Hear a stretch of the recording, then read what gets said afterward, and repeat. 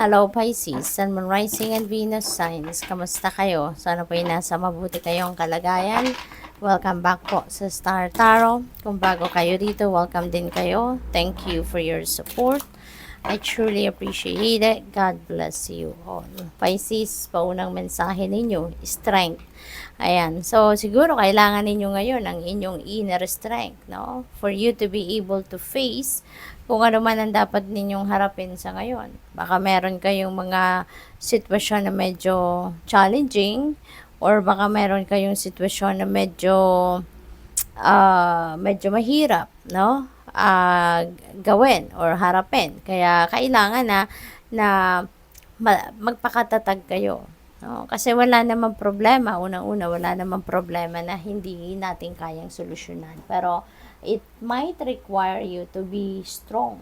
Diba? Para hindi kayo basta-bastang susuko sa kung ano man ang haharapin ninyo rito ang sitwasyon. What else? We have Queen of Wands. Napakaganda. Kasi si Queen of Wands, determinado. Diba? Determinado, focused siya sa kanyang plano, focus siya sa kanyang goal, yung ganon. So, depende sa kung ano man ang goal ninyo rito, it might require you talaga your inner strength. Diba? So, kung ano dito, baka medyo mahirap ito para sa'yo, pero gagawin mo ang lahat dito. No? Magtitiwala ka sa sarili mo, magtitiwala ka sa divine, at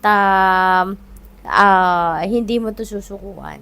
No? Gagawin mo ang lahat para makamit mo to. Gagawin mo ang lahat para marating mo kung ano man ang goal mo rito. So, this is good. What else? We have 6 of Pentacles. Kung anong kailangan mo rito, dadating ang tulong sa'yo. No? Lalo-lalo na kung resources, kung pera ang kailangan ninyo. No? Money will come towards you. Kasi si 6 of Pentacles, merong abundance and prosperity energy ito. Kaya pwedeng magiging prosperous and abundant ka.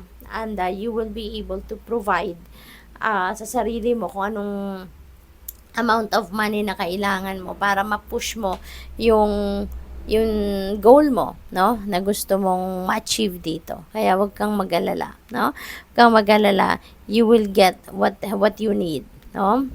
Kung ano man ang pangangailangan mo sa ngayon, that will be met. Yan ang promise ng 6 of Pentacles. So, what else? We have Page of Wands. Ayan, so opportunity ito. You know, so meron talagang oportunidad at maaaring ito yung iti-take advantage ninyong opportunity.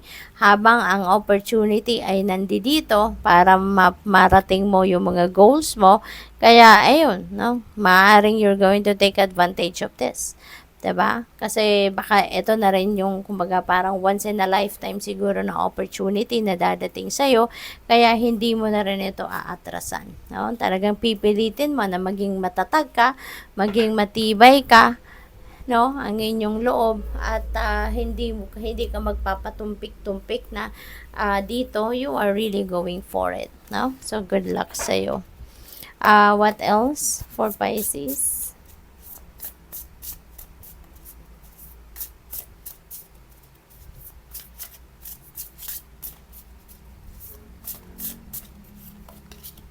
We have fearless expression. Ayan. So, huwag kayong matakot. Okay? Huwag kayong matakot, huwag kayong magdalawang isip na i-express ang sarili ninyo. Na sabihin kung ano yung totoong nararamdaman ninyo, sabihin kung ano yung totoong laman ng inyong isipan, kung ano ang inyong nararamdaman, yung ganon. Okay? Kung ano yung stand mo regarding a situation. Okay? Never ever fear, 'di ba? Lalo na if you're going to express your truth. Kasi mahalaga 'yon na open ang communication lines, 'di ba? Para nagkakaintindihan.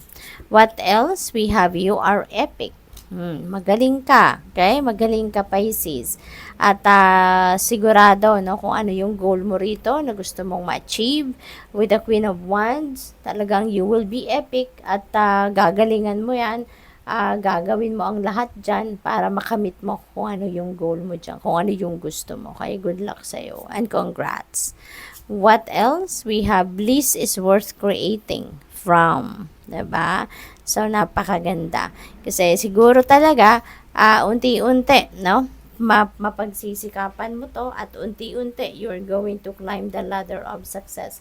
Kaya magiging masaya ka dito, magiging siguro merong fulfillment dito na mararamdaman kayo. Kasi out of your pagod, out of your tiyaga, out of your hirap na pinagdadaanan because of this journey, no, na para marating mo, ma-achieve mo yung goal mo, talagang magiging magbubunga ito ng maganda at magiging masaya ka in the end.